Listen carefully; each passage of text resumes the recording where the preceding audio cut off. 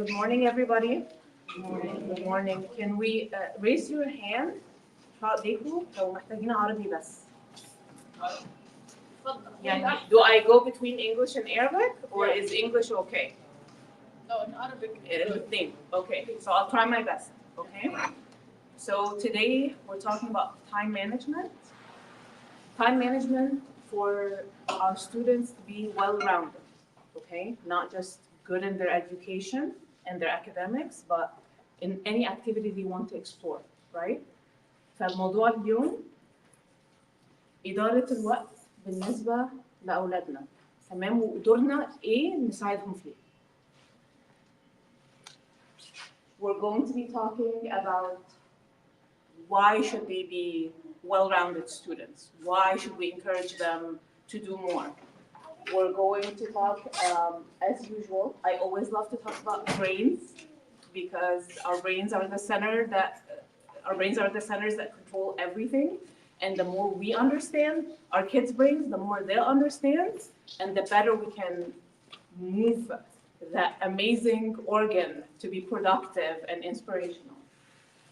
And then we're going to talk about self-discovery and individuation, how our kids can become their own selves and not a copy of someone or a copy of what we want them to be without actually understanding who they are. We're going to talk about some general time management tips, and then how do we take all of this and what to do as parents, okay? هنتكلم عن ايه الفايدة ان هم يبقوا بيدرسوا بيلعبوا رياضة وممكن في ثياتر كلاب بيمثلوا بيرسموا اوكي منضمين لكذا اكتيفيتي في المدرسة او خارج المدرسة. هنتكلم على نموهم العقلي ونفهمه عشان نفهم ازاي يعني قدراتهم العقلية ممكن تترجم ازاي لافعال اوكي. هنتكلم عن اكتشافهم لشخصيتهم وفهمكم لشخصيتكم انتوا كمان عشان تعرفوا ايه الفروقات بينكم وتعاملوها على هذا الاساس اوكي. Good morning. شوية معلومات عامة عن إدارة الوقت بالنسبة للطلبة ودوركم ايه كأولياء أمور ان انتوا تساعدوهم في إدارة وقتهم اوكي. All right. Are we doing okay? English and then Arabic? We're doing okay. All right.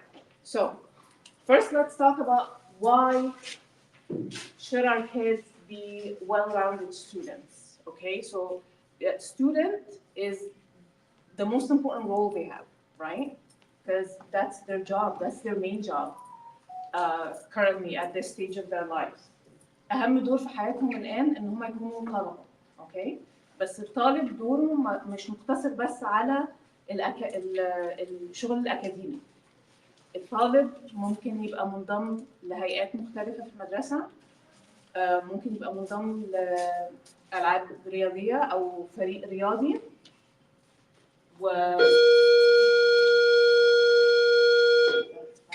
أوكي.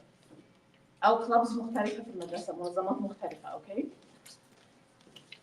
So when our kids are well-rounded and they're exploring different things, they get to discover what they're good at, what they like, what they don't like.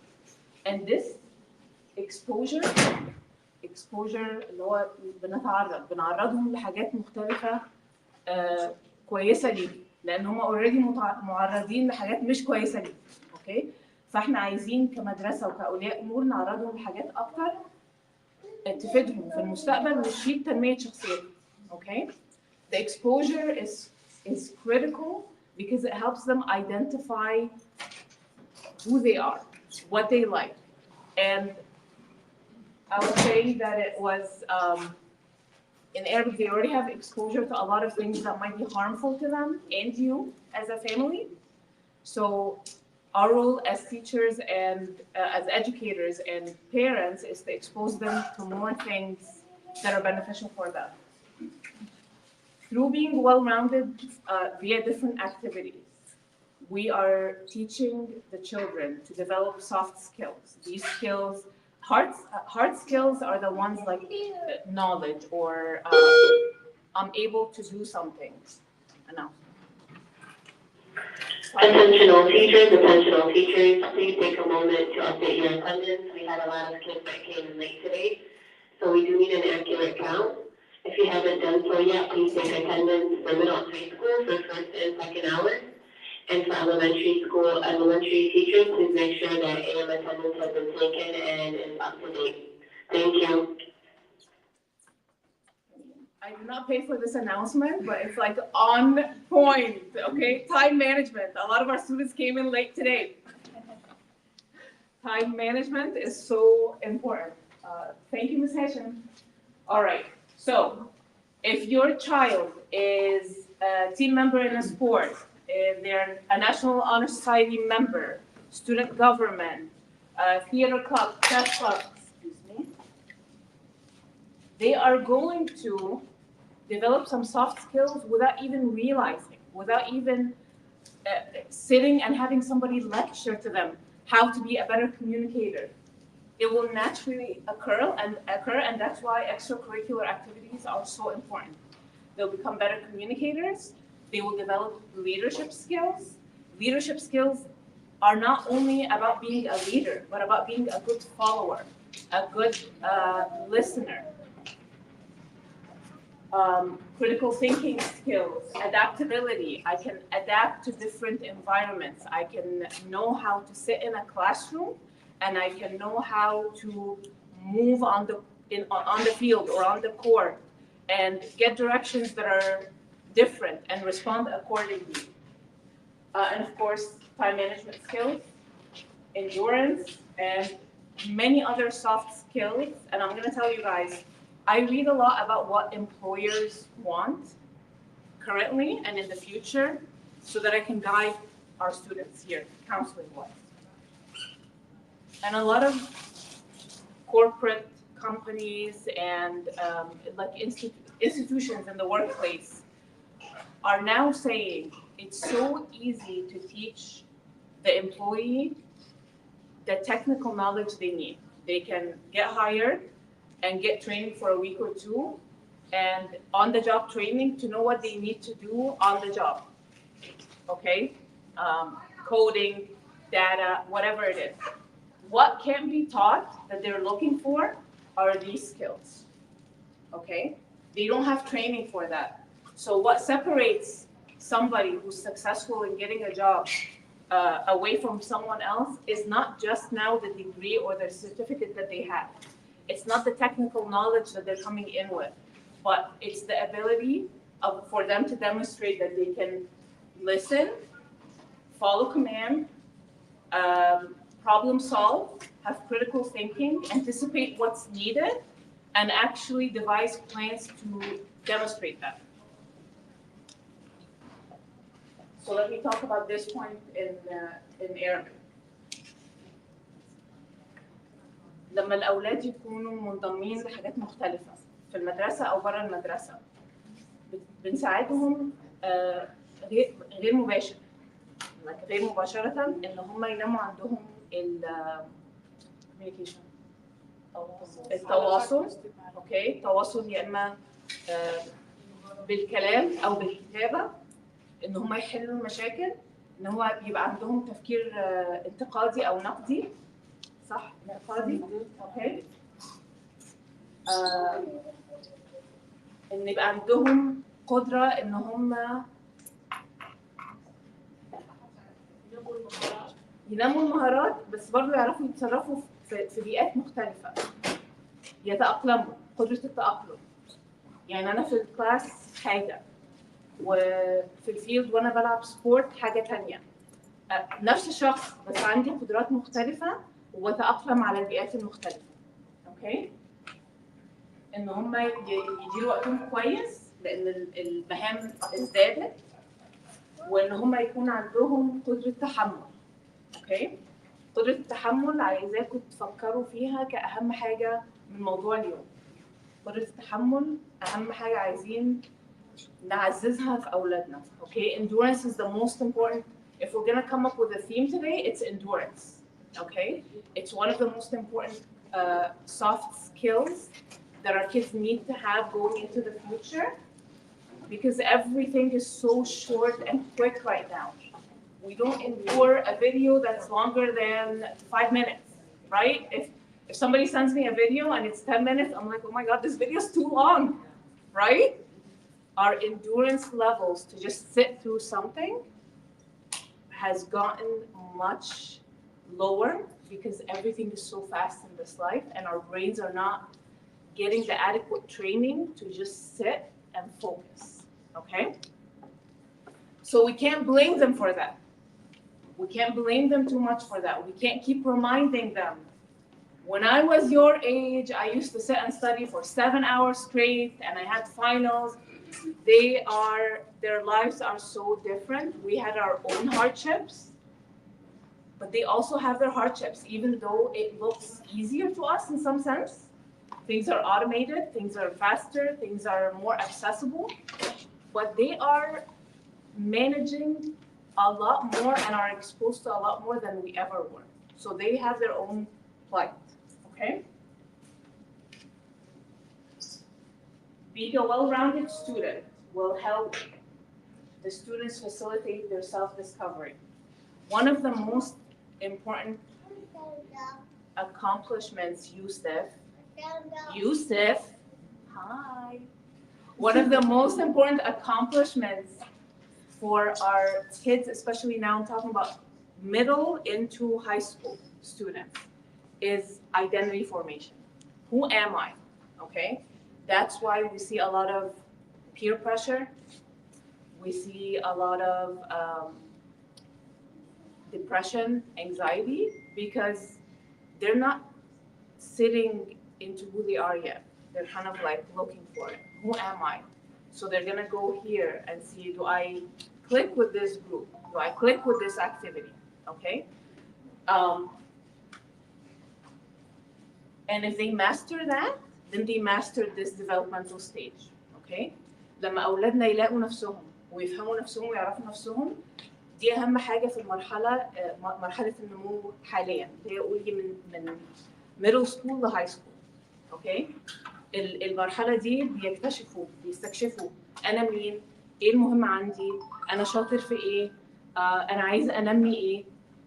فلما نعرضهم لمهام مختلفة بنساعدهم إن هم يعرفوا هم مين. And of course, doing something besides just education and their academics and their grades helps them feel confident and that they have a purpose, okay? Which is another really important thing for them to have during this stage of life. Does anybody struggle with a child, and be brave, okay, who they feel is kind of like lost, finding a purpose now? Yeah, it's heartbreaking, right? Because you see your child and you see that they have so much potential, but they're kind of going with the wind, right? But it's so, okay, let me ask a follow-up question. Have you seen this child flourish and kind of like have this new outlook, or even just energy in their body and face when they joined a certain activity? Yeah. Right? It's like they come to life, right? And that's why this is so important. لما أولادنا يدخلوا في مهارات مختلفة ويلاقوا إن واو أنا شاطرة جدا في الرسم، أوكي؟ وتلاقيها أو تلاقيه يقعد يرسم بالساعات، ما ده كله بينمي عندهم الثقة بالنفس إن في مهارة ممكن ما تبقاش محددة قوي في المدرسة، يعني في الدراسة. يعني في students في هاي سكول، في طلبة في هاي سكول ما بياخدوش فنون كتير، أوكي؟ ممكن آخر مرة أخدوا فنون جميلة كان مثلا 9th grade أو middle school أو elementary، right؟ لما يدخلوا منظمة في المدرسة كل شغلها في الفنون ويلاقوا إن هم عندهم المهارة دي، بيحسوا إن هم مهمين في حاجة، صح؟ Okay. All right, the mental health benefits is kind of what I was talking about. Tied to confidence, ثقة بالنفس, is a sense of belonging. The reason why these children, when they join these organizations or clubs and you feel like they come to life, it's because they found their tribe. They're like, wow, I found people who are like me, even though I've been walking past these students who are in different grades or a different class every day, but I had no idea that we're so connected on this. And they might think I always felt like I was different because nobody else has this interest that I have. Once they join a club like theater club or chess club or what other clubs do we have? Sorry? What other clubs do we have? Robotics. Drama club, Yeah, the drama club, robotics, whatever it theater is, club. and they bring together their like mental inspirational juices and work off of that together, they increase their sense of belonging. Sense of belonging is the basis to fight depression, right? It's the basis to feel like I matter in this world and I have a purpose. Because when we feel like we don't belong, and most of our, not most, a lot of our teens and children often feel, whether it's accurate or not, they perceive that they don't belong somewhere, okay? I know we've all dealt with that growing up. Even now, sometimes you might be introduced to a friend group and just feel like you don't belong, you don't click. And it's such a negative feeling that might impact mental health. So encouraging them to explore these different avenues to find themselves and find their tribe is so foundational for their mental health. Tied to here is emotional intelligence. Emotional intelligence is another thing that future employers are looking for that is not taught in classrooms. It's not taught in college. It's something that we as educators try to model. We don't sit with a book and teach the kids about emotional intelligence, even though we should. We really should. But it's just not part of the educational structure right now. We try to model it, and then it's on you to also model that. And emotional intelligence is knowing how to regulate your emotions, knowing how to identify your emotions. Like Yusuf right now is getting bored. So what Mama's doing is she's holding him and giving him something to do. She's helping him regulate that boredom, because very fast, if Mama doesn't take care of that, Yusuf is going to be very mad. Right, Yusuf? Yes. Okay, now he's good. He's distracted. He's good. Yeah.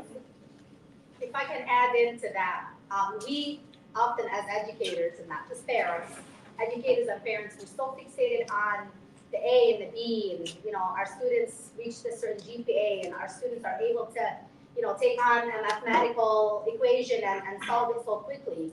But then comes the other, facet of this problem. Our student is in a conflict, right? And that conflict is going to require some emotional intelligence to work through. I will tell you, half of the problems we as educators deal with here within the school setting is a lot of that conflict resolution, which is a skill that is so critical for life. By the time they graduate high school, we hope that they're able to manage conflict, because conflict is part of your day-to-day operations. Yeah. So just FYI, that when conflict happens, don't stress over it. It's part of life, and that's how your child is going to be a balanced individual in the future. It's not just the academics. Yeah. And thank you for bringing that up, Ms. Busi. Conflict, especially during school years, is so important. And it's so important for us as educators and you as parents to help our children know how to manage conflict, because it is an ongoing part of life. It's not a negative thing. It's actually a potential for growth, right? And there are studies about children who were so sheltered and didn't engage in conflict in their prime years. And as adults, they're the ones who throw temper tantrums, right? There's zero emotional regulation. So it's a lot more acceptable for a child to be acting like a child than an adult acting like a child. And this is part of our job, to get them ready to be adults and know how to handle things like conflict, grow their empathy. Some kids are already automatically, genetically so empathetic. They feel for others. They can put themselves in someone else's shoes and be there for them and comfort them. But some kids don't have that skill. But it's a skill. It can be taught. You can teach your kids how to have empathy, how to agree to disagree, how to disagree respectfully, and how to be okay with somebody else having a different opinion, because that will happen. This is kind of an oxymoron, because we're talking about kids doing more and filling up their time, right? So you wouldn't think that stress reduction would be a benefit, but it is.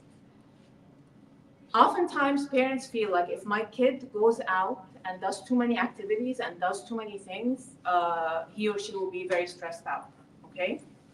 But there is a difference between good stress that's needed for production. Stress is normal. Stress is a blessing, because if we're not stressed, we don't produce. We sit still. I want you to visualize right now someone who you can characterize as laid back and is rarely stressed. Do we have that visual? Do we know anybody?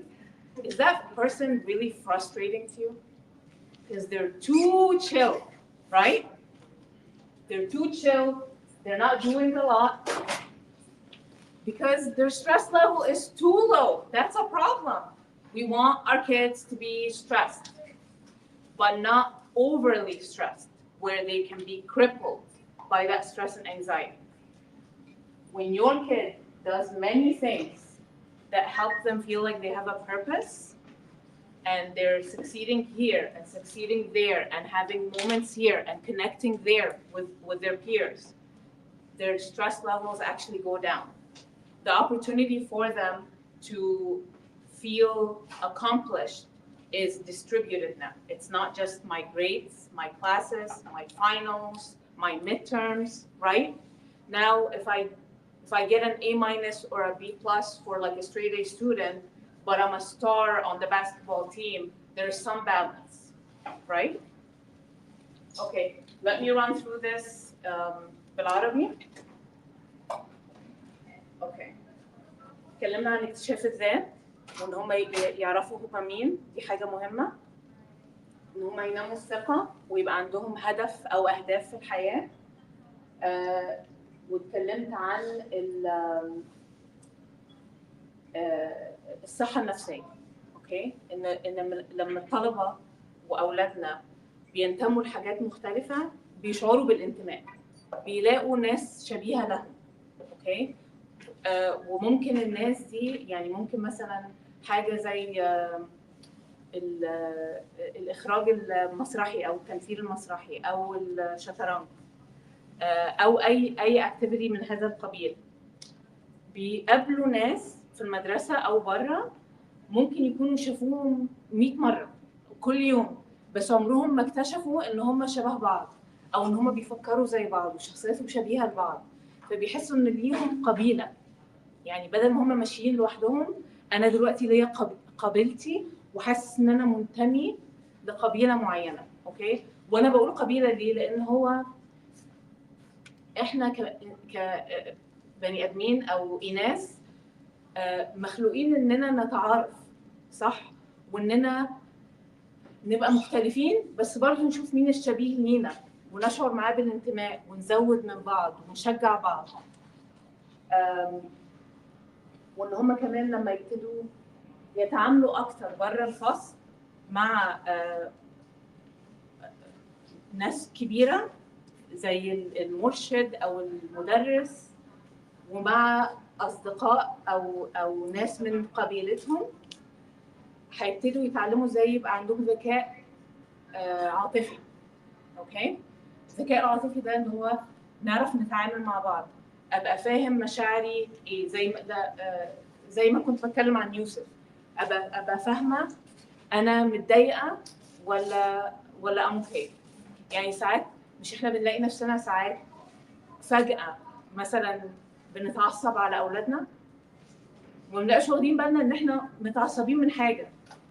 فانا كمي لو واخده بالي من نفسي ومن مشاعري وعواطفي ان انا مثلا في حاجه مؤديه لارق نفسي في اللحظه دي، لما ابني او بنتي يجوا يكلموني وانا عندي وعي بان انا عندي ارق، ممكن اقول معلش ادوني 5 دقايق بس اهدى عشان دلوقتي مش عارفه افكر. تمام؟ بدل ما مثلا ابني وبنتي يجوا وانا اصلا مش واخده بالي وما عنديش وعي ان انا عندي ارق او ضغط من اي جهه، فيدخلوا ماما انا عايز كذا كذا. طب 5 دقايق سيبني في حالي، والولد او البنت يعني ما لهمش اي علاقه بالارق النفسي. فده كله من الذكاء العاطفي، ان الواحد يبقى فاهم مشاعره ايه، حاسس بايه، ضغوطاته ايه، ويقدر يوجهها ويقدر in English it's self-soothe، يهدي نفسه، هو يهدي نفسه. اوكي؟ ان الواحد يقدر يستوعب اللي قدامه.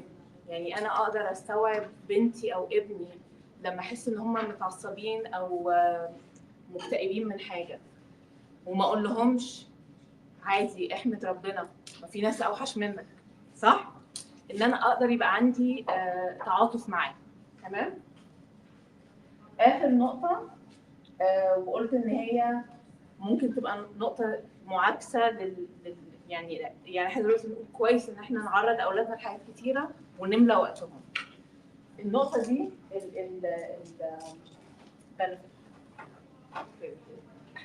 الفائده. اوكي، الفائده الاخيره ان الضغط النفسي عليهم بيقل كل ما يعملوا اكتر، الضغط بيقل، لان في كأن اماكن كتيره ممكن يلاقوا نفسهم فيها وينجحوا فيها. الضغط السيء الضغط السيء بيقل والضغط الكويس بيبقى موجود ومتشعب ومنتشر لكذا هدف، مش هدف واحد. لان لو في هدف واحد اللي هو الجريدز او مستواهم العلمي او الدراسي، لو في اي حاجه نقصت، لو في ماده مش حابينها، لو في ماده مش كويسين فيها، هتحسوا ان ضغطهم النفسي ارتفع كتير. بس لو قلنا هنا، بس انا عارف ان مثلا انا في الناشونال اونر سوسايتي وانا بلعب كوره وكويس هنا وكويس هناك وهنا بحس بنفسي، وهنا مس بوسي بتحسسني ان انا ناجح في الناشونال اونر سوسايتي، ممكن اقدم مثلا مشروع للطلبه او كده، الضغط ده بيقل. اوكي؟ Okay, so it's one of my favorite slides. I find a reason to put it in any topic I work on, because if we don't understand how the brains of our children work and what they're capable of and what they're not capable of, there will be always a disconnect. Okay? So I know this is an image of the adolescent brain, but I want you also to think even younger. Okay?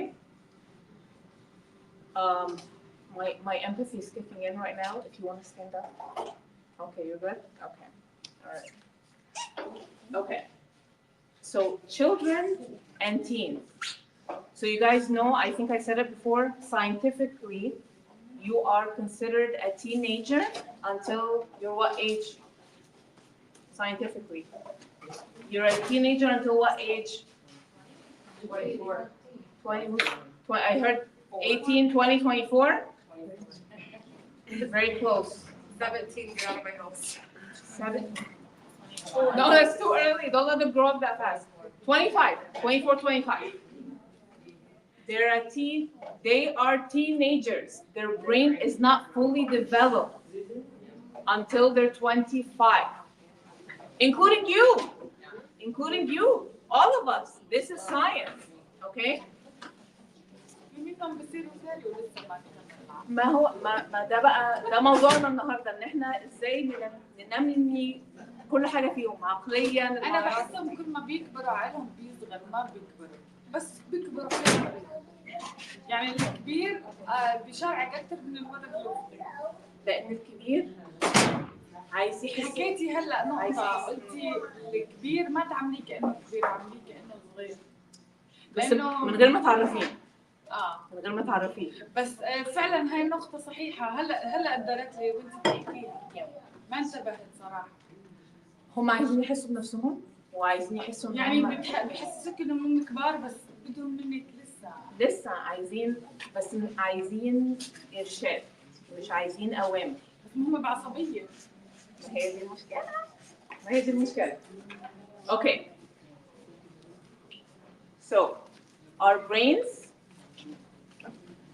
let me just say, العقل بيكتمل نموه تماما في سن 25. اوكي؟ لحد 25 احنا لسه مراهقين. اوكي؟ مش 18، مش 17، مش 20، 25. The brain develops from here to there. Okay? So here is where you have like the areas in your brain that control balance, breathing, automatic processes, right? For us to just live. And then the more we go to the front of the brain, right here, more complicated functions, okay? So the last thing to fully develop, it's there. It's not like it's not there, but it doesn't fully develop until 25 is our prefrontal cortex. Our prefrontal cortex is responsible for, let me see, it's not here. It's responsible for rationality, executive function, making decisions, controlling impulses, and really anything you feel like an adult should be able to do, right? That self-control, that ability to make a decision, handle consequences, create incentives, all of this is up here, and it doesn't fully develop until we're 25. How many of your kids in our school are 25? 0, okay? So we have to act with them accordingly. We can't treat them like they're 31. We can't expect them to do things like we would, okay? That's a lot of pressure that they don't need because you're setting up a goal that they can never achieve, okay? Part of this process of growth, and you guys always hear the term growing pains because it is real. We need pain to grow, okay? Part of the physical and mental and physiological pain for our kids in this growth is their hormones, the hormonal surge, okay? We always hear teenagers are hormonal, or tweens, you know? I have kids who are not teenagers yet, but they're already hormonal, okay? And it's not that they're more hormonal than we are, it's not. They just don't know how to manage it yet. They don't know what's going on, okay? So they need our help to let them understand that there are certain things that they're feeling and experiencing that are normal. We went through it. You're gonna get through it. It's okay. Don't panic. And then they need our patience when they're in that experience for us to not translate a hormonal reaction to disrespect, right? This is a very important point I want to highlight to everybody, okay? Your concept of disrespect has to be accurate. They can't be sweeping, okay? If your kid is being a human being, because they're all humans, right? Who is angry, who's having a bad day, who is hormonal, who is irritated, who is sad because her friend told her a comment that was so hurtful, and she doesn't want to talk about it. She doesn't want to talk about it. It's okay. Sometimes we don't want to talk about things. Treat them like a human. If they give you a response that's not what you like, it's not disrespect. They're just not in the mood. And they're allowed to not be in the mood sometimes, right? We can just back off, give them their space, and revisit. Instead of adding to their stress, right? Don't talk to me like that. If I ask you what's wrong, you better answer. How is that helping? That doesn't help at all. It makes them shut down more, and it makes them less able to emotionally regulate. Okay? All right. Another thing that we might, and I put it in parentheses because it's perceived as laziness, but it's not laziness. It's, again, part of the physical response of what is happening in the body, okay? Their melatonin is kicking in late. So teenagers naturally like to stay up late because their body's still awake. And you tell them to go to sleep, but their melatonin that helps them sleep, that hormone, hasn't kicked in. It kicked in for us. We're sleepy, we're tired, our melatonin is like, get me to sleep, close the curtains, turn off the lights. But for them, they're still firing, okay? Which leads to them not liking to wake up early. Now, I'm not excusing that. I'm not telling you, let your kids sleep at 4 a.m. and still expect them to come to school at 7:30. But the more we understand, the more differently our approach with them will be, right? Because if I'm looking at my child as a lazy, unproductive kid with bad habits, my response to that child is going to be negative, correct? And panicky and stressed. And I want to protect you and I want to set you up for your future. And you are just being so lazy and you're aimless. And what are your goals? What are you doing with your life, right? This bombardment of like accusations. But if I understand that my child has some natural processes going on and they can't help it 100%, my approach will be different. I know you're not sleepy right now, but let's just try to like settle down. Let's try to have a night routine because I want you to be up and alert. There's just going to be a correct when we understand. Any questions about this so far? Or just giving them a little. To each his own. Maybe. Yeah. I mean, some families do that. Some families do that. But we can, by the way, physical activity is the best antidote to like not sleeping on time. Early physical activity, not right before bed. But if your kids are active physically, and I know living in this state, we have our restrictions, believe me, you will see that their bodies will start needing sleep earlier. Okay? All right. Other things that are normal. They will want to experience thrill and risky things and feeling invincible and nothing can get them. Like, I'm going to drive my car 95 miles per hour and I'm not going to get pulled over and I'm not going to have an accident, right? That's typical teenager behavior and thinking, right? I mean, I experienced it, with my car. So when I look at a teenager on the road, I'm not disgusted by them because I've been there. I understand. I don't like it. But you know what I say? I'm like, God, please protect them. I don't say, oh my God, I hope he gets pulled over and how dare he. Because it's not right, but it's not uncommon. It's normal. Okay? And they want to experience new things. The reason why I'm covering these is that we can find that thrill and that risk and feeling powerful and invincible. What was the word? Invincible. I just said it. I don't know what happened. Through the different activities after school. So, with our understanding that this is normal and this is what they're experiencing, let's give them the exposure to where they can channel these natural things that they're feeling in a good, productive way, right? In a sport, in theater, in performing arts, whatever they are, in a leadership organization, right? So we already covered this, and then I also wanted to highlight neuroplasticity or المرونة الذهنية, okay? So for hundreds of years, scientists believed that our brains are kind of set. They have a developmental progression, like phases, and then they tend to decline, like once we hit middle age. Sorry, guys, that's what they believe, not me.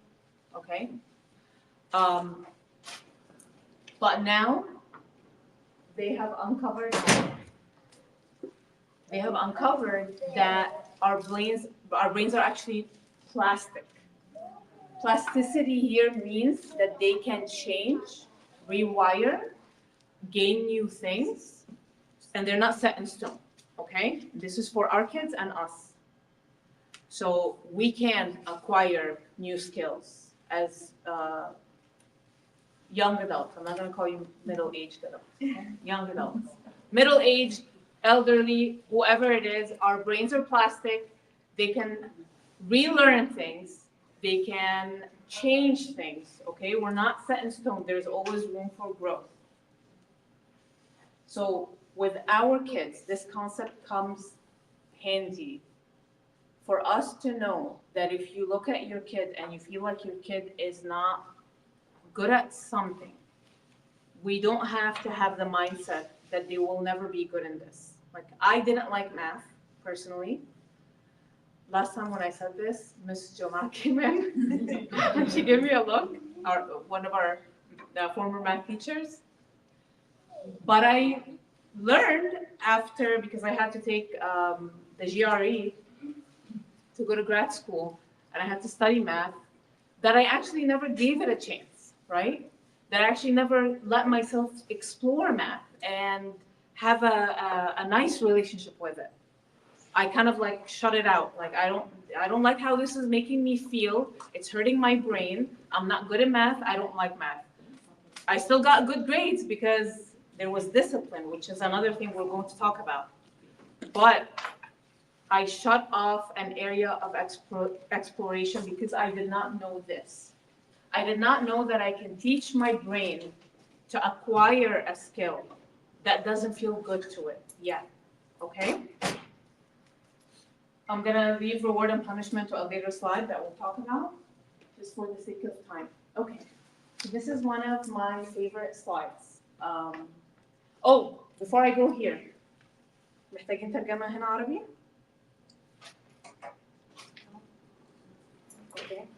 هو الخلاصة إن العقل بيكتمل نموه في سن 25 وآخر حاجة بتنمو فيه مش عارفة اسمها بالعربي بس اسمها البريفرونتال كورتكس اللي هي هنا. ودي وظائفها التحكم في النفس، اتخاذ القرارات، يعني المهام او المهارات اللي محتاجينها كادلتس، كناس يعني اكبر في العمر. اوكي، الاولاد الاصغر مش اصغر قوي لحد 25 بيبقى لسه ما عندهمش تحكم في النفس، ما عندهمش قدره على اتخاذ قرارات كبيره او اتخاذ قرارات كويسه مفيده لهم. اوكي. Okay, so I'm laying the foundation here, and I know we're not talking about time directly, but I'm laying the foundation for us to understand what time management techniques work with each child, okay? So if we understand that people and children have different organizational styles, we won't expect every child to be organized the same way, right? So you might have, and tell me if that's the case for you or not. You might have a child whose room is impeccable, spotless. Everything is in its place, right? And then you might have another child with clothes on the bed and on the floor and like tucked in somewhere in the closet and papers here and books there, right? Yeah. Do you find yourself comparing the two children, thinking the organized one has it more together than the other one? we're naturally inclined to make that conclusion, right? The thing is, simply, if we think about it, that they have different organizational styles, we will help that child that you think is messy actually organize their stuff their own way. And then, as a follow-up, organize their time their own way. It's not going to look like your organization or that other kid who is, has a wall calendar and phone notifications and a to-do list. That's the way this child likes to be organized, and that's the way society looks at organization. But we're doing a disservice to everybody who has a different style because we're automatically labeling them as disorganized or unorganized, right? And they will hear that and they will believe it and they will feel badly about themselves. And they'll be like, okay, everybody, my parents, my teachers, my mentors, society is telling me that if I don't look this way, if my stuff doesn't look this way, I'm an unorganized person. I'm gonna throw my hands up, I'm unorganized. I'm not even gonna try, okay? But I found this, and this is just one example that I'm gonna give you guys, and if you want the link, I can email it to you if you want it. But there is a YouTuber who came up with 4 different organizational styles.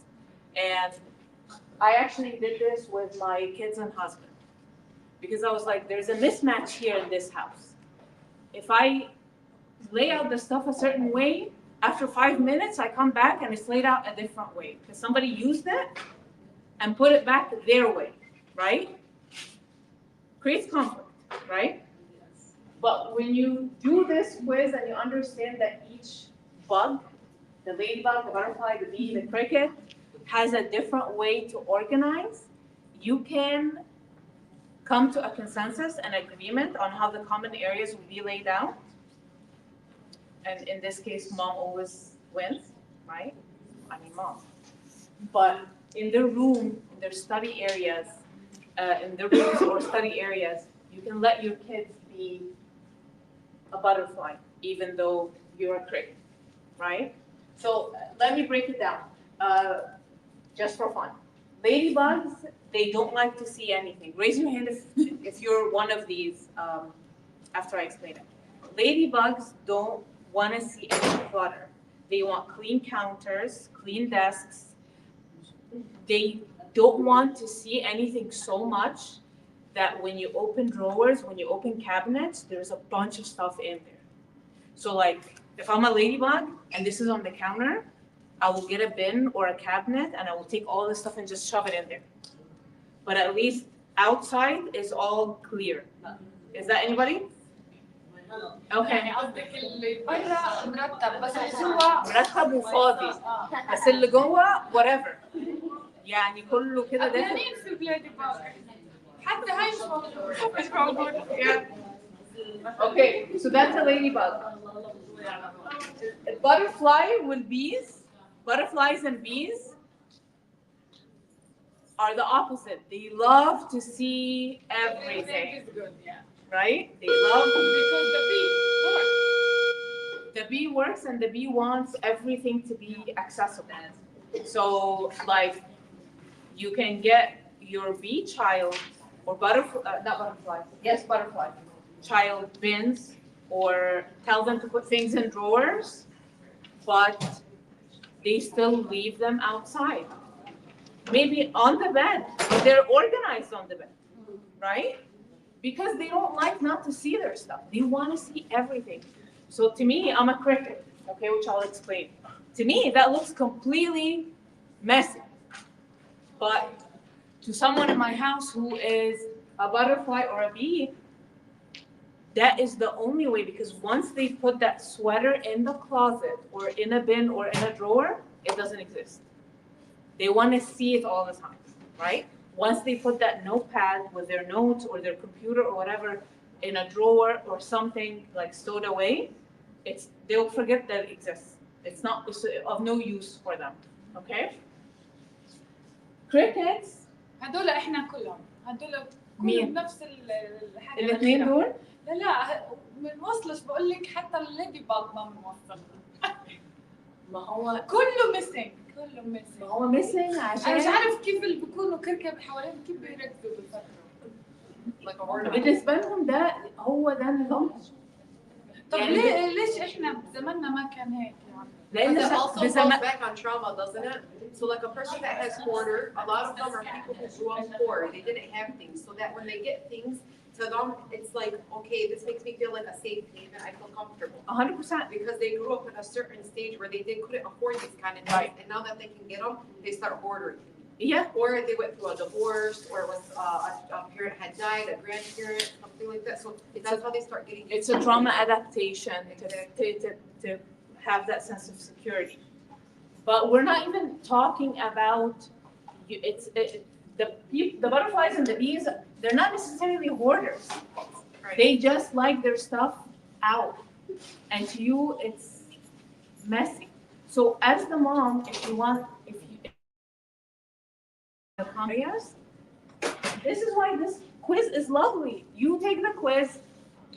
You guys sit as a family. على الويب سايت صح؟ I'm gonna. يا لانه في ناس بدي افرجيهم اياها. Okay. Have a fun night where all of you والله guys. لا رح نعمل زعل. لا, it will be nice. The more understanding and the more you help yourself and your kids individuate, become your own people with discovery of self and understanding of self, the better the outcome will be. يعني قصدك اسالها انت اي واحده فيهم؟ اقعدوا مع بعض وخدوا الكويز كلكم. هيطلع لكم النتائج. اوكي؟ انت هتقولي انا ليدي باج، انت ايه؟ لا انا مش ليدي باغ. طيب. بس كمثل. بس حتى الليدي باغ شوفي بحكاها يعني بترتب اللي قدامها بتخبي يعني بتضحك. بالظبط. بس بالنسبه لحد مثلا كريكت مش حلوه، لان الكريكت بيبقى عايز حتى اللي بره قديم حتى اللي جوه. الكريكت بقى هو بينز ان بينز ان بينز، يعني ممكن درج وجواه ديفايدر هنا وديفايدر هنا وبوكس هنا. Yeah. A bin in a closet, and the bin has smaller bins and boxes inside of it, labeled, right? That's how you stay clean. Yeah, but that drives them crazy too, because they are like, I want to use this paper towel roll. I don't want it to be inside a cabinet labeled. I want it to be out on the table. That's organized for me, okay? So if we allow our kids to identify with a style and validate that style. Validation is making them feel like it's okay to be you. It's okay to be different than me. We will get a lot more cooperation, okay? Like I can say to my kid, listen, we already established that I'm a cricket. When you do this, it drives me crazy. What can we do together to come halfway toward each other, right? Okay. Another thing that is also fun that we want to understand about ourselves and our kids, these 4 tendencies. So there's an author, Gretchen Rubin. She came up with 4 personality tendencies on how you respond to rules, right? So the 4 are upholder, obliger, questioner, and rebel, okay? And I like the quips under them. So if you're an upholder, discipline is your freedom. You're naturally disciplined. You wake up early, your mornings look the same, your evenings before you go to bed are the same. You love structure. You follow up. I'll tell you what the example they gave. An upholder is so disciplined that if there's a stop sign, and it's 3 a.m. in the morning, nobody's on the street, they will stop completely, okay? An obliger, you can count on me, and I'm counting on you to count on me. So the obliger is someone who is very disciplined in following outside rules, but when it comes to rules that nobody has a say over, like you want to lose weight, you want to wake up early, the things that you the only oversight you'll have is yourself. You can't follow these rules. How many of you are like that? I'm totally like that. Yeah. Like, so for the example of the stop sign, the obliger will also at 3 a.m. stop completely, even though nobody's looking, there are no cops, because they want to follow outside rules. If that was a rule for them that they set for themselves, it will be a struggle for them to maintain it. So they need someone else to encourage them. Like if you want to lose weight or exercise more, you have like a buddy that helps you. You have a partner that helps you. Or you assign someone in your life to keep track of what you're doing. Because if you keep track, you'll follow for a week and then you'll be like, you know what, I don't really have to do it. Like, I'll do it next year. It's okay. Okay. The questioner, the questioner thinks, I'll comply or I will follow that order if you convince me, if it makes sense to me. Yep. They give you some insight on this one. A lot of males, a lot of your boys and your husbands, okay? And that's okay, and we have to know and accept that. Because once we know that about them, once we identify that my child is a questioner, I can't just say, you're gonna do this because I said so. I said so has no reason, it has no logic, okay? I want you to do this because it will help you accomplish X, Y, Z. But why, Mama? Because I understand it's really difficult and annoying for you, but we can't do anything about the fact that you need a high school diploma to go to college. But why do we need that, Mama? Because this is how our educational system is set up. I don't like it either. I feel for you that you have to sit in school and take subjects that you don't like. I get it, but it makes sense for you to get a high school diploma to get to college, right? Yes, that makes sense, Mama. Okay, I'm gonna study now. I mean, hopefully it's that easy, but a lot of our boys are questioners, okay? So the questioner. والله البنات كمان مش البويز. Some of them, yeah. أنا عندي الولد لا عارف. That's true. ما هو مش كل مش يعني مش بنعمم، بس كتير من الأولاد الشخصية دي والرجال. يعني نسبة النسبة أعلى. أعلى. Yeah. So what do you guys think the questioner will do at 3 a.m. with a stop sign? أنا أدري. Yeah, لا they'll ما pass it. بعمل. They'll pass it because it doesn't make sense that there's a cop waiting بحب أمشي at 3 a.m. حتى لو بالليل. Yeah, بس بنتكلم على النمط ده. بس أوقات إذا بروح متأخر لازم أسرع بالليل. It's like the Time management. Time management. It's like the same person who puts an alarm, but here's the alarm and then keeps pressing the stop button, but they know they have to be up, but they keep like, okay, leave me alone, I'll get up 5 more minutes, 5 minutes, Yeah. 30 minutes, and I'm late. Basically. Yep. And we'll talk about that too in the next slides because that is one of like the underpinnings of time management. But the questioner will go because it doesn't, or they'll slow down and see if there are cops anywhere. And if there are, they'll stop. Yeah, because that makes sense. But they're not gonna stop if there's nobody crossing, there are no cars. Why would I stop? It doesn't make sense, right? Okay, the rebel, just as it sounds, you can't make me, and neither can I. You can't make me do something, and neither can I. That's just a tendency. Thankfully, because this is a challenging personality, that it's the lowest percentage of humans, okay? But you will have, maybe at points, someone in your life who is a rebel, and the rebel doesn't stop at the stop sign at 3 p.m. Not a.m., 3 p.m. Probably going the wrong direction too. Yes, because they don't like rules. So the rebel, how do we handle a rebel when it comes to providing incentives for them to do something or manage their time? You actually don't tell them what to do. You want them to do something, you tell them the opposite. Because if you tell them to do something, they're not going to do it. Okay? Of the rebel? Who said? Like a situation where we do that reverse psychology on them. So let's say you have a kid who is, they have homework due the next day, and good question. And he's sitting on an electronic device,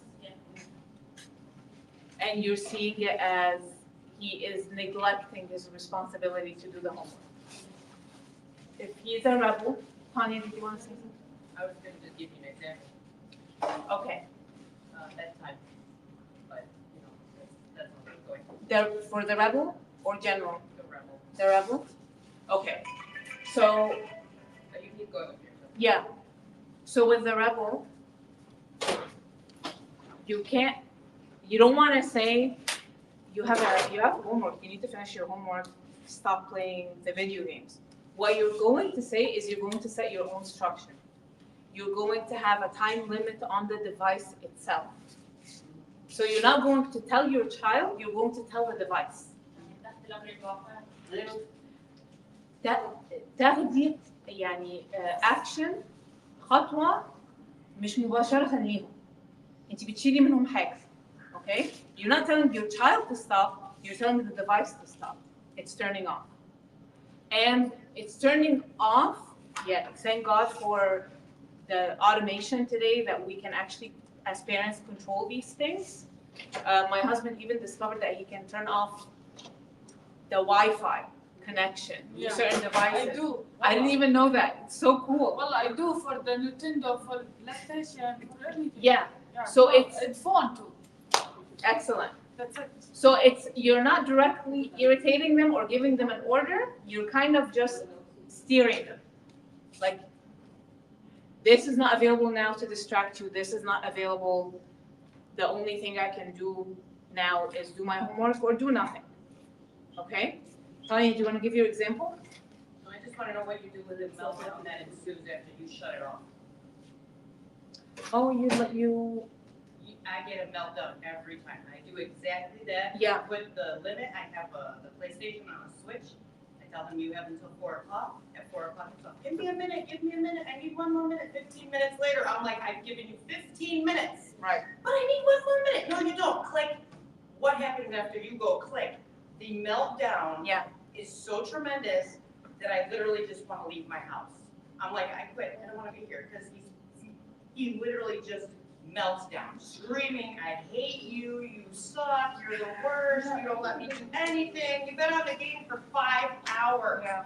But I needed 1 more minute, you shut it off. I don't care. Yeah. Because the internet allows them games that they cannot pause. I hate it. I can't pause it. Yeah. I can't save it. I can't Right. stop. Fortnite this, Roblox this. I'm going to disconnect it all. Right. But they still melt down Mm-hmm. to a point where you're like punishing all the time, yelling all the time. The rebel button, I am in green and blue. Me, I'm green and blue. So when I've got the red guy going, I'm like, you want to rip your own hair out. Yeah. You don't want to hurt them.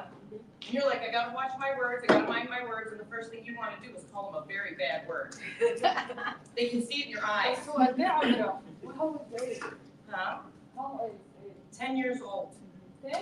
10. He's 10. He just turned 10, and I've been dealing with this because I'm telling you, when we went and let the electronics be our babysitters, Mm-hmm. they cannot deal with boredom in any way, shape, or form. If they have to sit in the car for 5 minutes, we're going to the Dairy Queen. Can I have my phone? You don't need your phone, but I'm bored. Then start saying, figure out what that license plate is trying to say. I love vanity plates. Because we're like, what do you think that plate says? Yeah. We used to play the license plate game. It's more, and it's more work on you to entertain them. We would, But tantrums, your child's reaction to you is whatever you have been telling them indirectly to keep doing because it works. so when they start crying, So- they just keep crying, and then you finally just go, you know what, just do whatever you want. Oh, But it's like 15 minutes of it, and I'm like, I can't take it. don't play. 1 month. 1 month, no play, no Nintendo, no PlayStation. Because too much focus in the game, you don't need to stop. فشهر كامل, 1 month, don't play. You be changed, you don't make change. Yeah. Try it. The moment you give it back, One in the week. The first time, one in the week. right back to the same old thing. One day, Yeah. just a Friday or Saturday. Yeah. And so, Because too much the kids. So what you focus need- focus on the game. yeah, exactly. So what you need with a child who does a tantrum or who seeks your attention in a negative way, who manipulates you, whether by making you irritated, angry, guilty, anytime you feel like you are experiencing an emotion that you don't want to experience because of how someone is reacting to you, they're manipulating you. There is a reason why it's called, we say don't feed into an argument, because you're actually feeding the other person, right? Once you respond, you are giving them fuel to come back at you. And you're telling them indirectly, whatever you're doing is working, you got my attention. So my advice is to act like it's not happening, no matter how much it's destroying you inside. Because he's also a questioner. Mhm. So he wants to know why everything is the way that it is. Right. And I'll explain it to him, and then he knows now why it is the way that it is, but he still doesn't care. So he's still gonna yell at you, he's still gonna be nasty. That's okay. Every day it's the same thing, and I've taken the games away for over a month. I've taken everything. No games, nothing. You can't watch your brother and sister play games. You cannot watch this, you cannot watch that. Do not eat in my living room. Here's your plate.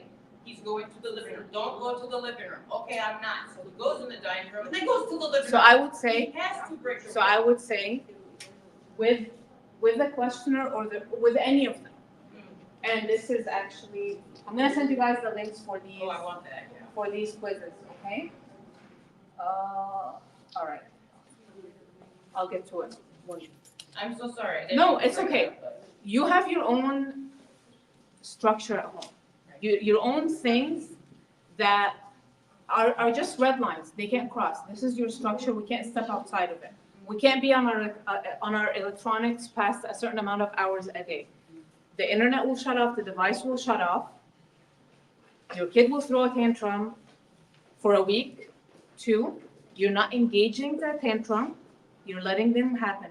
Over time, your kid's brain will accept the fact that the tantrum does not work anymore, and this is the way life will be. How do I get him to? How are you? Hi. Good morning. Good morning. I'm just checking every 2 minutes to see if it's. How do I get him to not consider me taking everything away from him as not loving him? Because that's the first That thing he's he does. not- You don't love me. You That's- love everybody else. You hate me. That's manipulation. He knows you love So him. just walk away.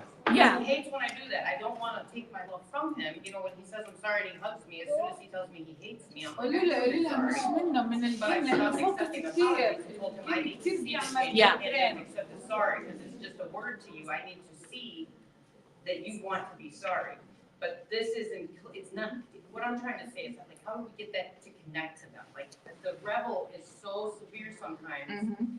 and, you know, and I'll get through to him, but it doesn't stay. I think what I'm hearing is you may feel that if you're firm with him, that you are sending him a message that you don't love him in that moment. And you're worried about that. Yeah. This is where it is. This is where it is. Stop worrying about that. You give him enough love. Be secure in the amount of love that you're giving him. And just know that he needs you to be firm. He needs that.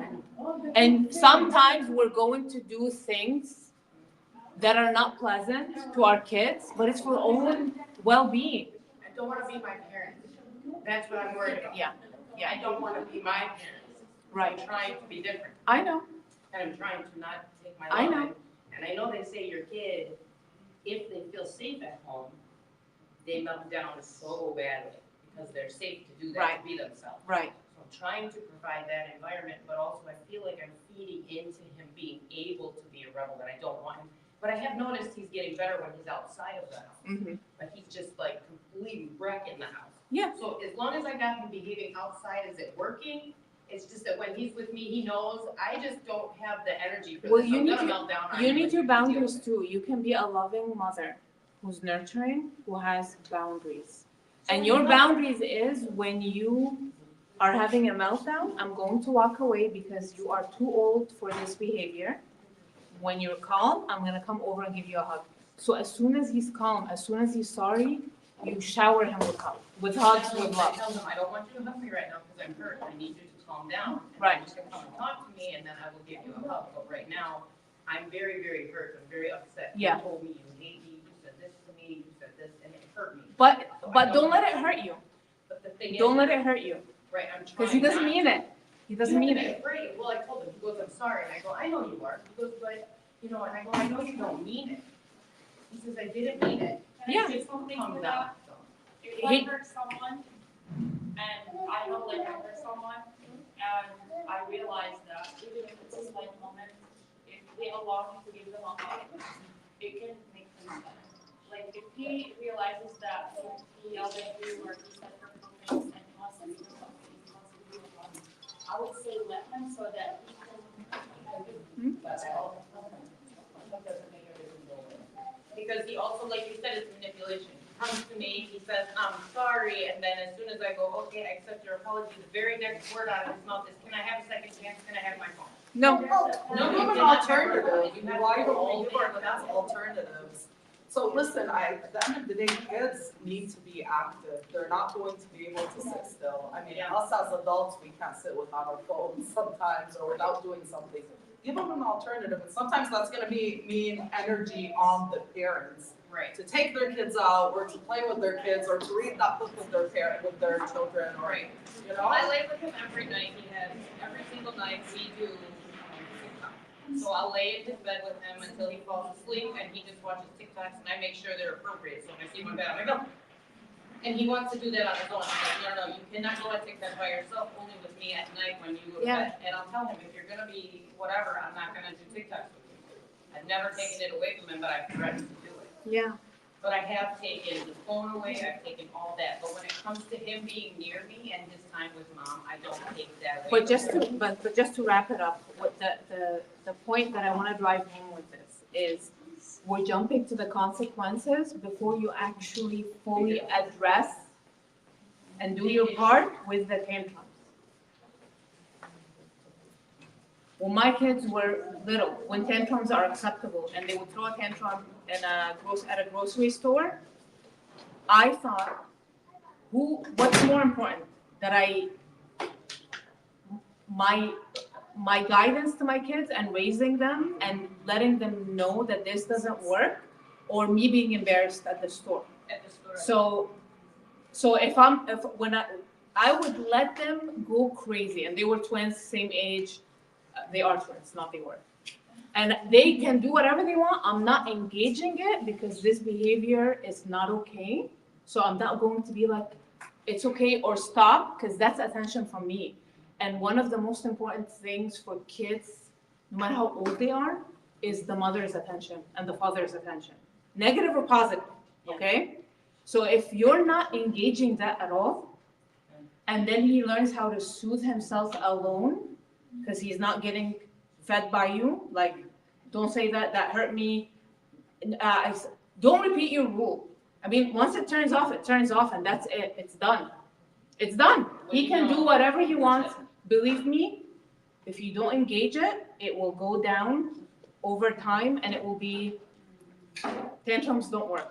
Okay, Mr. Ate, did you want to say something? Honestly, pretty much just making an effect. The first couple of steps are going to be the hardest. Really, it's good because once they've established a behavior, it's going to be very hard to break it. But at the same time, it's doable. Like she was talking about neuroplasticity. These things all tie We'll together. adapt. They all tie together. It takes 21 days to change the neuroplasticity in your brain, a consistent change. Right. And when they're that little, that consistency, I'm not gonna lie to you, there's days, because, they have their bad days, and I have to understand that. But there comes a point where they have to understand I have a bad day too. Oh, yeah. I'm having a bad day. Don't I be- can't deal with this don't be today, hung just up. leave me alone. Yeah, don't be hung up on the 21 days. don't be hung up. I know that's tied to like habit formation, okay? But we're not teaching him a habit now. We're teaching him a dynamic. And that will be an up and down with you and him, because we have more than one human being here interacting. Give yourself time and give yourself grace. Oh, yeah, Okay? Usual lyric. The reason why I said grace like that is her daughter. I have my Daughter's name is Grace. My daughter's name Yeah. is Grace. But I don't want to run out of time before we actually get to the time management. No worries. This is all great conversation. So another limitations, or not limitations, another different aspects that we have to consider when we're guiding our kids, whether it's on time management or skill acquisition or whatever it is that you are guiding them on, is the fact that they may have or will have decision-making styles of their own. Like you can have a kid who is super on top of everything. Maybe a straight A student, involved in many things, strives for like excellence and perfectionism. But that kid has a very hard time making decisions. He or she just does not like to make decisions. You want to guide them in that. Guide them on how to make a decision on how to use their time. Not make them feel bad that they don't have that skill yet. Help them develop that skill, okay? You have some kids who are going to be perfectionists. You're going to have kids on the other spectrum who are apathetic. They just don't care.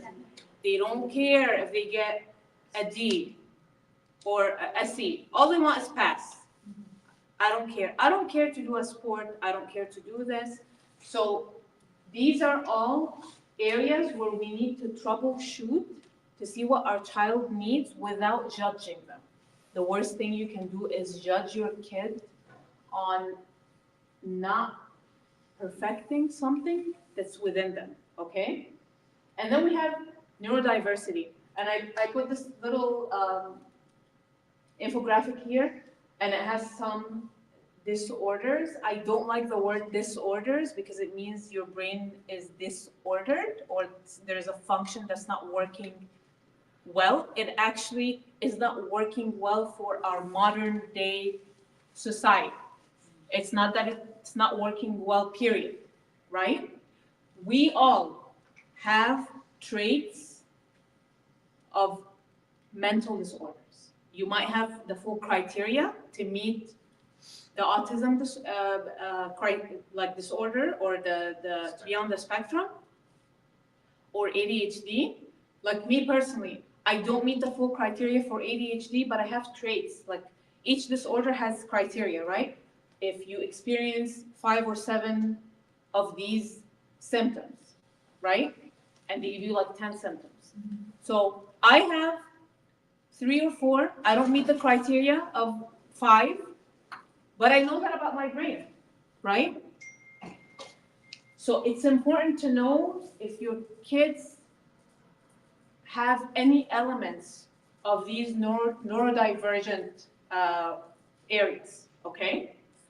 These elements will cause things like time blindness.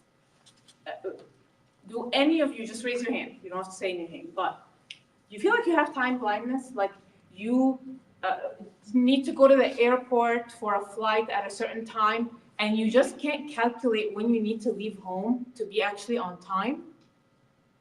Or like you think the task is going to take you 5 minutes, but in reality, it will take you like 45 minutes? I have somebody like that. Yeah. I'm not gonna mention, but somebody who cannot come to work on time. Because that person literally can't calculate when they can come to work on time.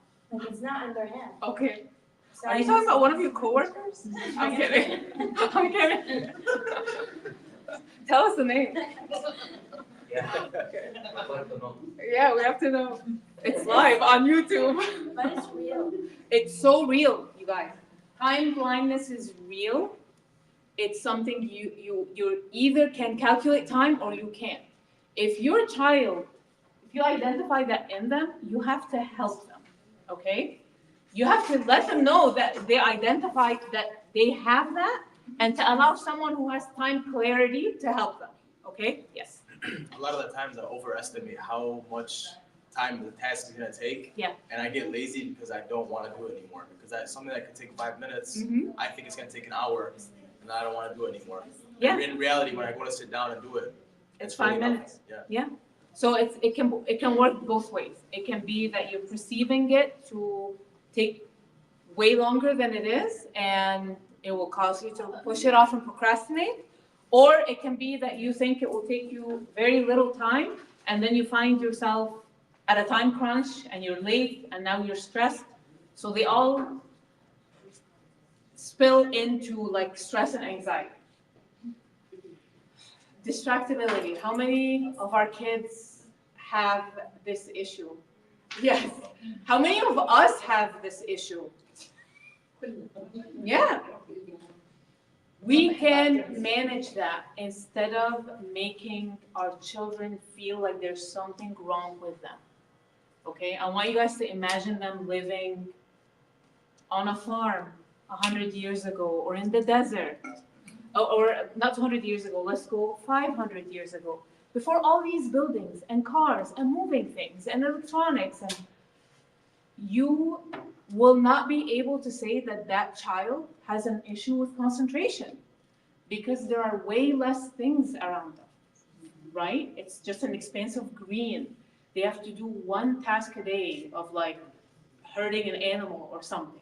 But because we have so many things, and I actually read a quote that ADHD is not a deficit in attention, it's an abundance of attention. Your brain has an abundance of capability to take in things that it just goes like, ooh, okay, that can be a skill. Yeah. But unfortunately, in our work environments and our school environments, that's a deficit. Okay? Hugely important. You need to know if you have any sensory issues or if your child has sensory issues. So if we know this about ourselves, we are going to work to create environments where we don't get that overload, right?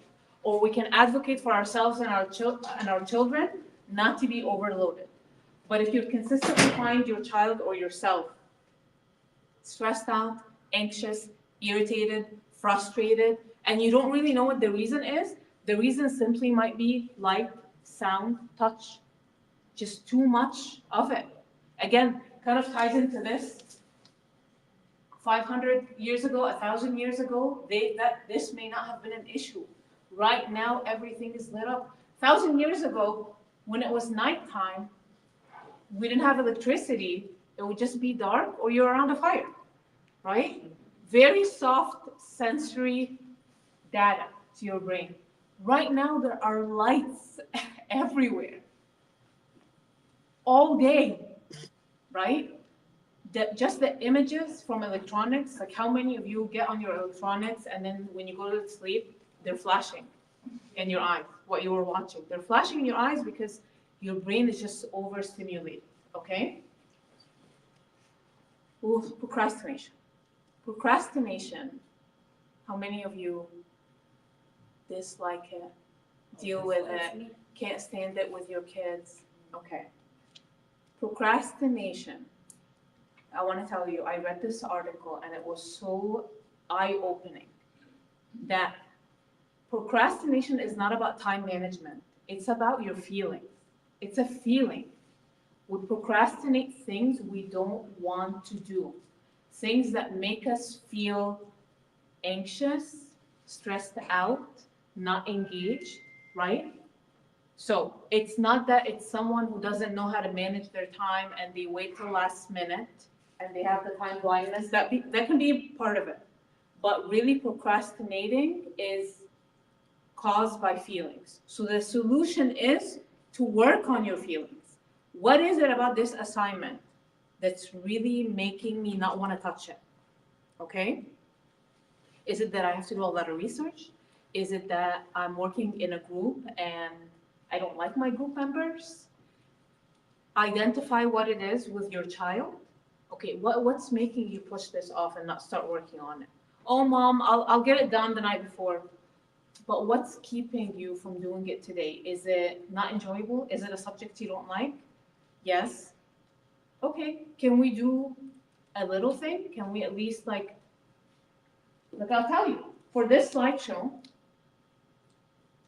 the first step, because I am a certified procrastinator my whole life, okay? And I'm gonna tell you, it's not like I'm a failure. I succeeded in things. Sometimes it can just be your cycle, how you move, right? I personally get the most inspiration at the last minute. I get very creative at that time crunch, okay? Sorry, Ms. May, but I want to add something that our grandpas said it. مثل مثل بالعربي بيقول لا تؤجل عمل اليوم إلى الغد فإن للغد عمل آخر. So هون اللي عم تحكي عنه مس ماي إنه دائما we delay stuff, tasks. Always نحن بنأخر الشغل لآخر دقيقة. بدنا نعمله آخر the last minute. نفس الشيء الأولاد. The kids صاروا شو؟ The homework the last minute they want to do it. The task they want to study the last minute. هون بضلوا شو؟ They're overwhelmed all the time. So هذا لازم يتغير. So مثل ما قلت لكم يعني العمل يعني جدودنا من زمان لما يحكوا المثل بيقولوا مزبوط. Exactly. So yeah. That's the point. But you need to figure out with them what's making them do this, because procrastination is avoidance. And it's an addiction, believe it or not. We get addicted to it because like anything we're addicted to, whether it's electronics, a substance, whatever it is, it provides an escape from something we don't want to deal with. It provides temporary relief, but then we're still needing to face what we need to face, right? Like it doesn't solve anything. So the same conceptualization, okay? All right, you guys know I always want to tell you what the kids are saying, okay? So I surveyed a sample from our students here, from 7th grade to 12th grade, okay? And this is just a sample of what they said. I asked them, how often do you feel stressed? So I was very interested to hear that about 30% doesn't feel stressed, which is, I don't know if it's good or concerning. It just depends. I might have to follow up with these students, okay? They don't got stress. Not much. They still have stress. I know, you guys, but don't tell them that. We have to validate. Yeah. Don't let them worry about this. Yeah. No, I know, like, as adults, we have lots of stress because we carry much more responsibilities than them. Right. One way they probably don't know the real stress because, I don't know, even as a student, I had homework, but it wasn't stress. I thought it. But at the time, it felt like stress, right? Now? At the time, it felt like stress, right?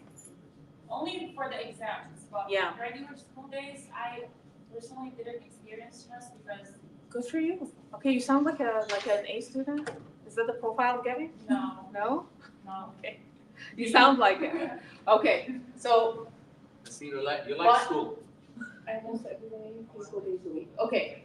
Right here, guys, so over half were either stressed almost every day or 3 to 4 days a week. Okay? So we're dealing with some stress with our kids, all right? I also wanted to see what kind of time management tools they use, and most of them use electronic ones, okay?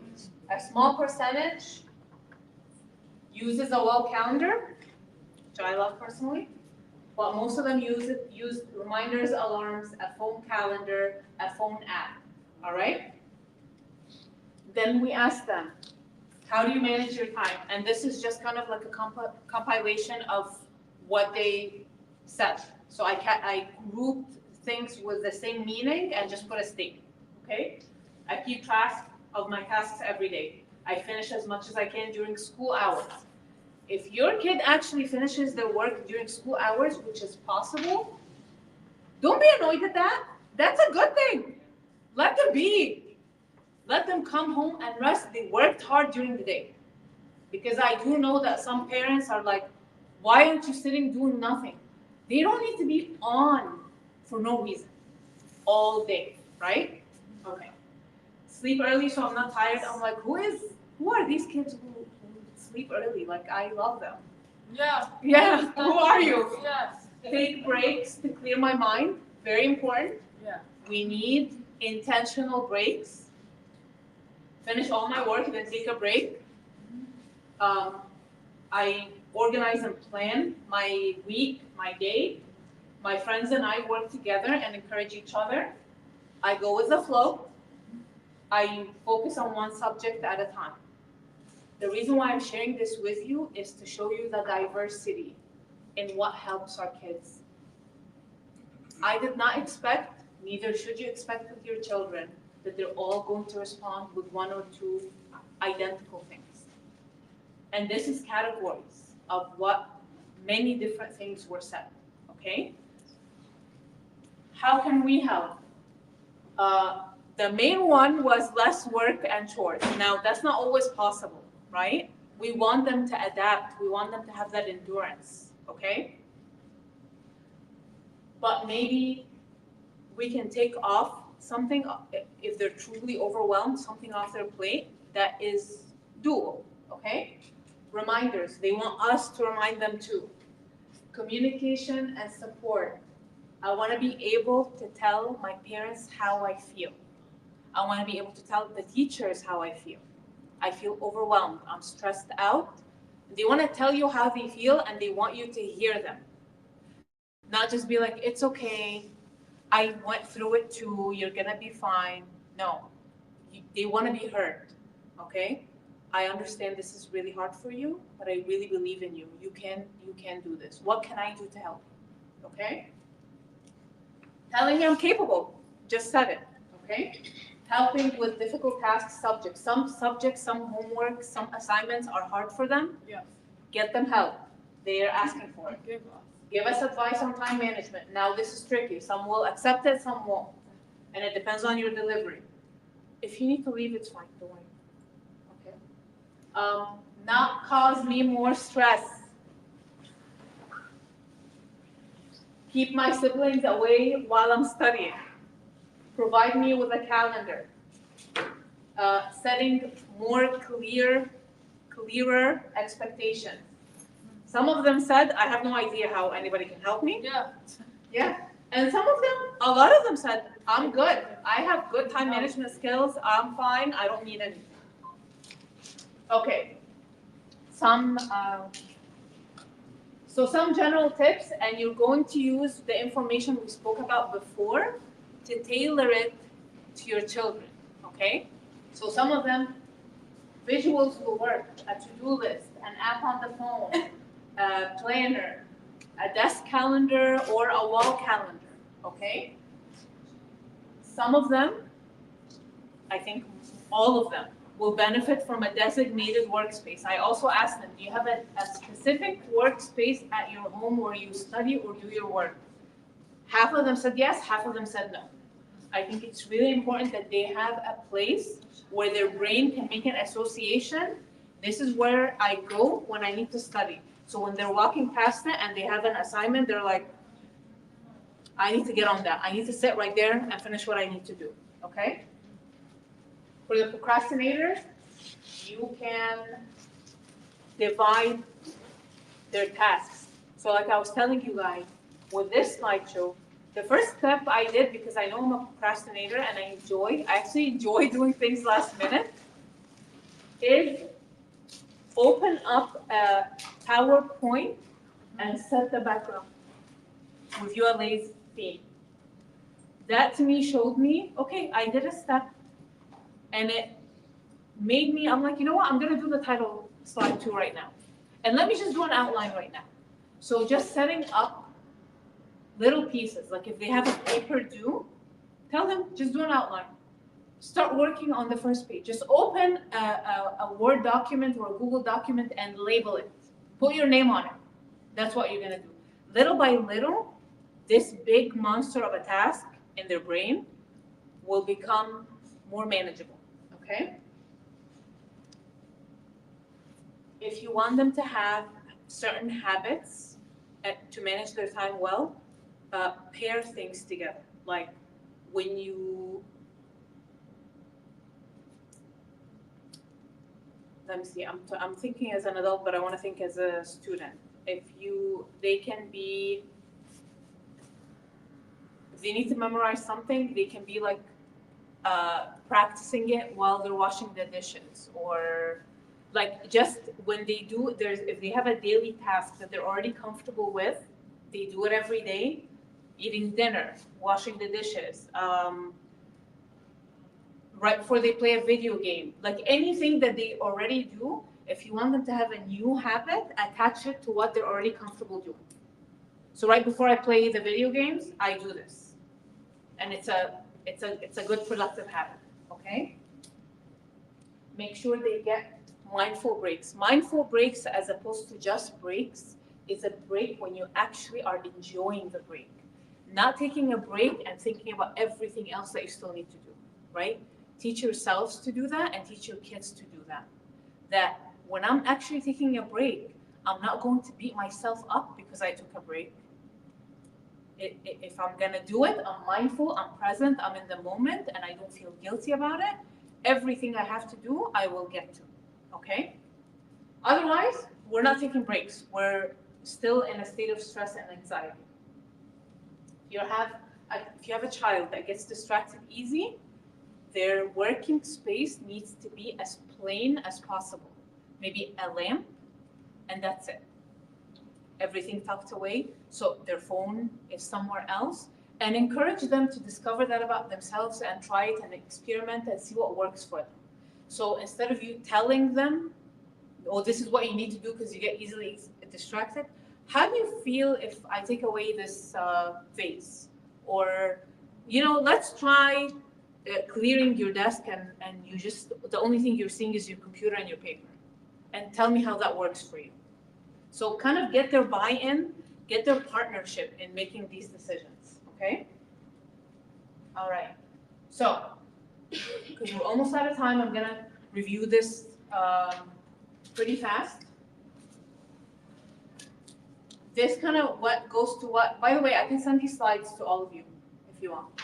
I want you to keep in mind that predictability equals safety, okay? When we have a predictable environment at school and at home with clear expectations and clear rules and a clear structure, our kids feel safe. There was a study where they had a group of teenagers and they simulated like a living environment where they had 0 rules, okay? The first portion, like the first few days, the teenagers were so happy. They were doing whatever they wanted. It was like heaven for them, okay? Then they started to be what we call lazy, depressed, just anxious, sitting and feeling very uncomfortable, okay? Doing nothing.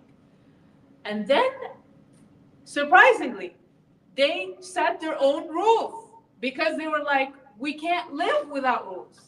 We don't feel good without rules. So even though our kids battle with us on rules, the reality is humans are designed to live within structures and rule sets, okay? When that's taken away from them, when you're not clear, when you're too lenient, safety goes down and predictability goes down. You stick with your rules, you're firm, you're nice about it, but you're firm. Over time, they feel safe, okay? So we need it. But again, deliver it by keeping in mind the different personalities of your children. You're not gonna deliver it the same way across the board, okay? Whether your kid is a questioner or not, explain and provide rationale and reasons for your rules and expectations. This helps us do this. This is of benefit to you. This makes our house more peaceful. Whatever it is, just give them a reason. And if you can't give them a reason in the moment, tell them, you know what? I know there's good reason behind this rule. I can't think of it right now. Let me come back to you with it. Instead of you getting irritated and saying, because I said so. when you start feeling like you're irritated because of the questioning, extract yourself, okay? Which ties into here. Self-awareness of yourselves as parents. When you're getting heightened, back away, take your time. You don't need to address every situation as it happens. You can step away. This is also very beneficial with your spouse, okay? All right. Because our kids or humans are teenagers until what age again? 25. 25. They're not going to remember the rules. It's normal for you to keep repeating yourself. Don't be annoyed at it. It's normal. They need it. Don't expect adult-like skills from your children until they're 25. Then you can expect them to act like adults. Okay? Can you tell them to start acting like adults? No, because it's not fair. They're children. I'm talking about the 18-year-old, that's all. I know, but that's an arbitrary. It's an arbitrary age, though. Someone just came up with 18, but science now tells us 25, right?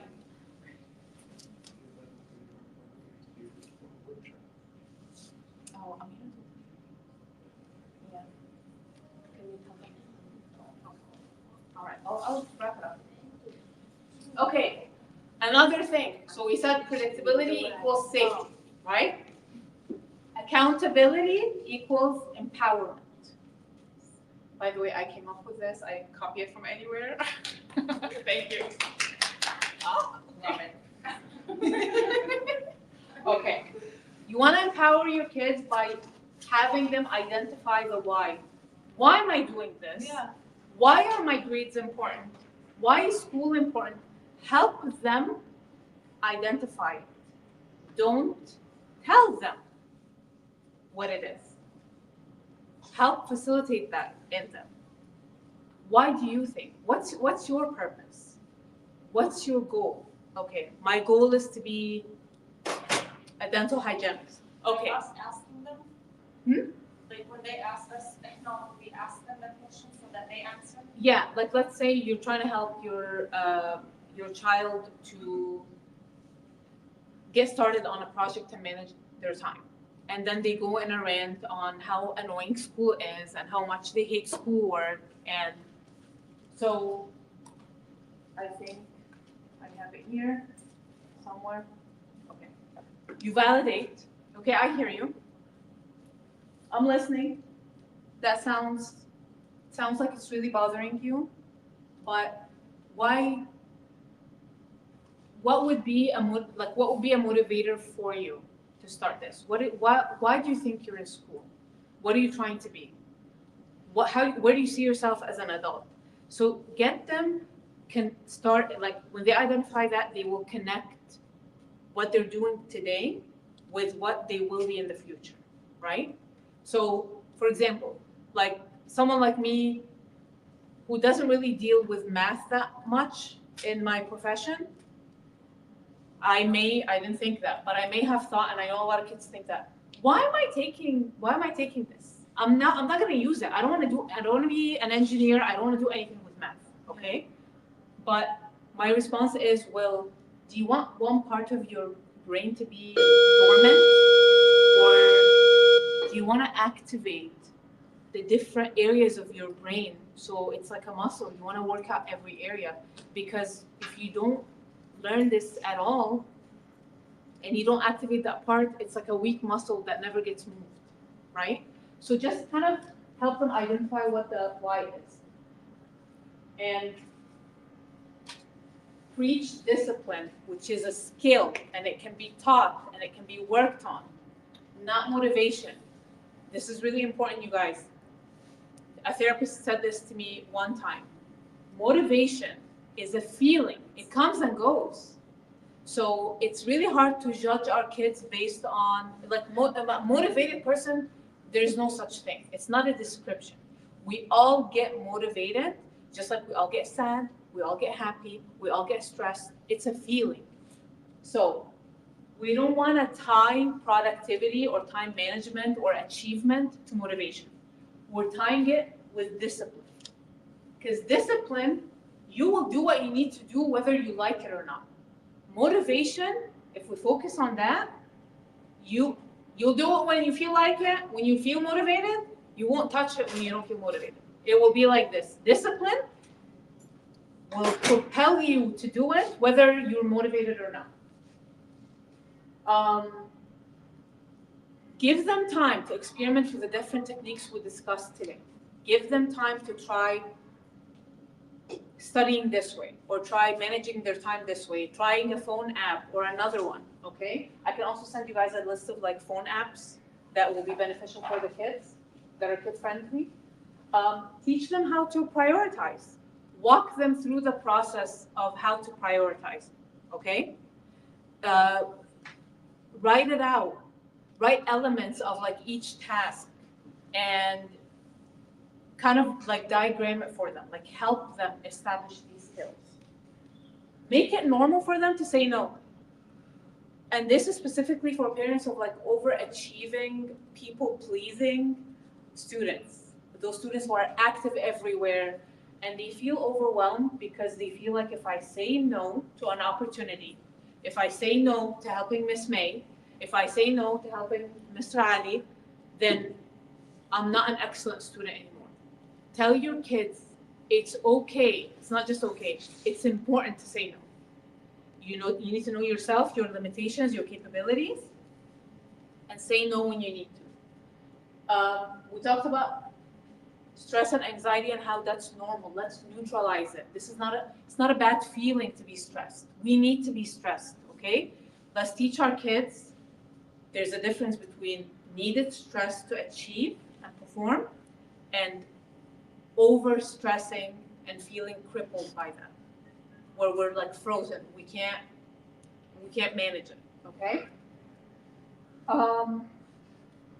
We need to learn and teach the kids emotional language, and that will happen by you developing your own emotional language, knowing how to talk about your feelings and modeling that to your kids. Use more I statements than you statements. You comes across like this, right? You need to do such and such, or you're never blah, blah, blah. It's an accusation, right? But if you say something like, kind of worried that your grades are slipping, your kid will be like, why, Mom? I got it. It's okay, blah, blah. It starts a conversation as opposed to, you never studied. I don't care. It's an argument. You start an argument because the other person sees this coming at them, so they put up their defense. This invites connection. When you're like, I feel blah, blah, blah, or I'm concerned, your kid will be like drawn to that. Well, don't be worried, I got it, and it can start a discourse and a conversation.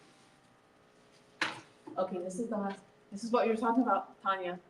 To be parenting goal to be my child's safe place. We want our homes to be the safe space for our children as opposed to anywhere else, especially in this day and age, right? So if your kid can't feel like they can show you their full spectrum of emotion, they were going to start hiding parts of themselves from you because they don't feel safe, right? Because I'll get in trouble if I'm in a bad mood. I have to swallow it if I'm in a bad mood. But I'm gonna go talk to my friend because my mom doesn't listen to me, my friend does, right? We need to validate, and I put this here because it's really important. Validation doesn't mean you agree with them. When I validate Ms. Karut's feeling, even though I don't agree with a certain action, I am just telling her, I hear you. I understand how you're feeling. It doesn't mean I agree with everything she'll do, right? So I don't want you to think that when you give your kids your mind and your heart and your ears about problems they have, that is sending them a message that everything you're doing is okay if you disagree with it. You can validate and disagree, okay? Have conversations, not lectures. Raise your hand if you like a lecture. Nobody likes a lecture, okay? And I know this may be like a lecture, but you see, The more you guys engage with it, that's why it's really important for you to engage with it. I see your facial expressions, you make comments, you ask questions. It doesn't feel like a lecture, it feels like you're part of it, okay? Nobody likes lectures, adults or children. We always want to feel that we matter in the subject, okay? Treat each child as their own person, their own human being, and model the emotional regulation that you want them to have. All of this will help you design with them how to be a person and manage that time, okay? And that was the last slide. We are 1 minute over. Thank you so much. Thank you. I'll send you everything. Who else?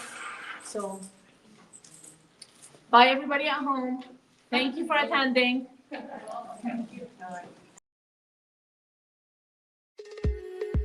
HES Academies have been serving the Detroit metro area for over 23 years, promoting academic excellence, leadership, and cultural diversity, ranking as some of the top schools in the state of Michigan. Our pre-K through 12th grade students enjoy tuition-free, state-accredited education by STEM certified and highly qualified staff with no geographical restrictions, and with advanced placement, college dual enrollment, scholarship, and Arabic language programs. Noor International Academy in Sterling Heights at niapsa.org, Star International Academy in Dearborn Heights and in Canton at starpsa.org, Universal Academy in Detroit at universalpsa.org, and Universal Learning Academy in Westland at ulapsa.org. Join HES Academies today and enjoy a free Chromebook for every enrolled student.